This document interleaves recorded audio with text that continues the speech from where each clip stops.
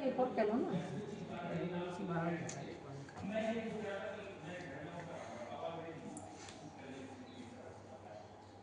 यह त्योहार कार्तिक शुक्ल पक्ष की द्वितीया को मनाया जाता है। ऐसा कहा जाता है कि इस दिन सूर्यपुत्री यमुना जी ने अपने भाई अमराज को भोजन कराया था। इसलिए इसे यम द्वितीया कहा जाता है।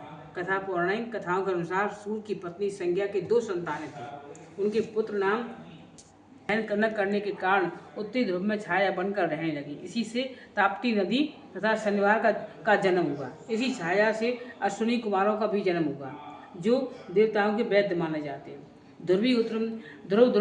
उत्तरी ध्रुव में बसने के बाद संज्ञा छाया यम तथा यमुना के साथ विवाह का अंतर आ गया। इससे व्यथित होकर यम ने अपनी नगरी यमपुरी बसाई। यमुना अपने भाई के यमपुरी के पापियों को दंड देते देखकर दुखी होती, इसलिए वह गोलोक चली गई। समय व्यतीत होता रहा। तब काफ़ी सालों के बाद अचानक एक दिन यम को याद आई। यम ने अपने दूतों को यमुना को पता लगाने के लिए भेजा, लेकिन वह कहीं नहीं मिली। फिर वह यम स्वयं गोलोक को गए, जहाँ यमुना जी की उनकी भेंट हुई। इतने दिनों बाद यमुना अपने भाई से मिलकर बहुत प्रसन्न हुई। यमुना ने भाई का स्वागत किया और बढ़िया भोजन कराया। इसमें भाई यम ने अपना प्रसन्न होकर बहन से वरदान मांगने के लिए कहा।